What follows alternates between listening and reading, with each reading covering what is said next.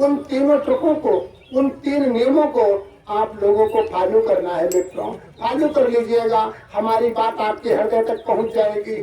और आज ही नहीं, फिर वह बात आपके हृदय में जीवन भर विराजमान रहेगी, जिससे आप सुख और शांति आपके घर में आने लगेगी। यही तो आज बहुत दुख का विषय है कि कोई भी घर सुखी नहीं है। कोई अपने बेटा से दुखी है, तो कोई अपनी बहू से दुखी है, बहू सास से दुखी है, कोई पड़ोसी से दुखी है, और ये तो सब दूर की बात रही, एक देश भी दूसरे देश पर दुखी है और मिसाइलें डालने जाने लगी हैं। बहुत विकराल समय सामने आ गया है, इससे बहुत विकराल समय आने वाला है। इसलिए दिव्य सत्संग को सुनने के लिए आप लोग एकाग्रचित्त हो जाइएगा। आप सुनेंगे कैसे, थोड़ा ध्यान देना। अगर आप लोगों के पड़ोस में कोई बच्चा बैठा है, उस बच्चे पर काबू करिएगा, वो बकवास न करे, न तो उपद्रव करे। अगर वो डिस्टर्ब करेगा तो आपका मन भटक जाएगा। दूसरी बात, आप बिल्कुल ध्यान स्थिर होकर के, आपका जो ध्यान है वो बिल्कुल स्थिर हो जाए। यहाँ इस प्रांगण के बाद कहीं भी आपका ध्यान न जाए, बिल्कुल एकाग्र हो जाए आपका ध्यान। दूसरा, मन स्थिर, आपका जो मन है वो भी स्थिर हो जाए। बस दिव्य सत्संग सुनने के लिए बिल्कुल तैयार हो जाए। और तीसरा नंबर है आपका तन, वो भी स्थिर होना चाहिए। बिल्कुल जैसे बैठे हैं वैसे ही बैठे रहें।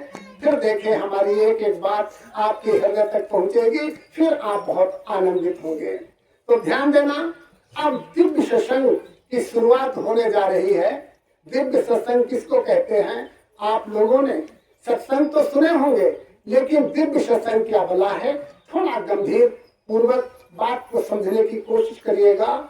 इस दिव्य सत्संग को वही समझेगा जो दिव्य पुरुष होगा, वही समझेगा जिसके ऊपर माता और पिता परमात्मा की कृपा होगी, अन्यथा ये समझ में नहीं आएगा। मन के समझ में आएगा ढोला नाच नौटंकी ढकेला जो भी संसार की आनंद है, संसार में जो परमानंद है, जो आनंद मिलता है मन को, बस वही आपके समझ में आएगा। मित्रों ध्यान देना, दुनिया के जितने आनंद हैं वो मन उसमें आनंदित होता है, लेकिन आत्मा उस आनंद में आनंदित नहीं होती है। आत्मा कहाँ आनंदित होती है? अपनी आत्मा पर ध्यान दीजिए। दोनों भवों को बीच में, इसको त्रिकुटी कहते हैं, जहाँ पर माताएं बहनें विधियां लगाती हैं, ये आत्मा का निवास है।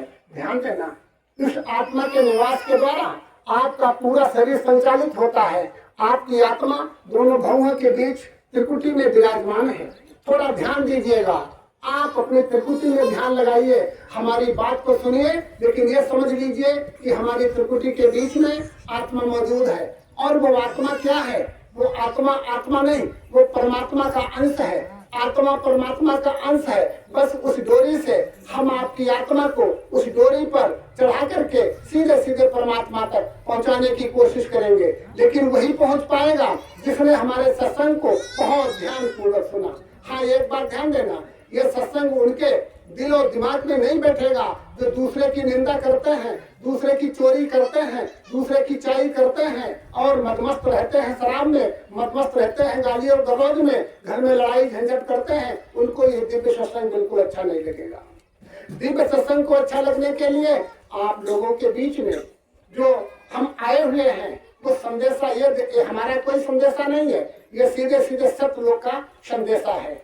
इसको और गंभीरता से समझ लीजिएगा।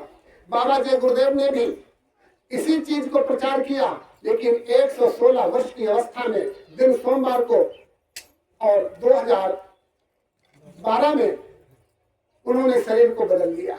लेकिन वो गए कहाँ? शरीर को बदल करके कहाँ गए भाई, ये नहीं पता है किसी को।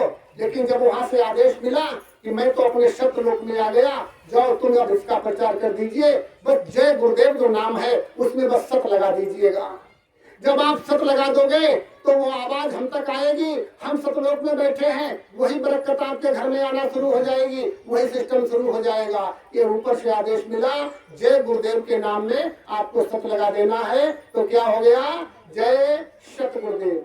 ये कहाँ की आवाज है? सतलोक की आवाज है, जहाँ पर एक ही संत ने, मित्रों ध्यान देना, जहाँ पर आप बैठे हैं इसके ऊपर 7 लोक हैं। कितने लोक हैं? 7 लोक हैं।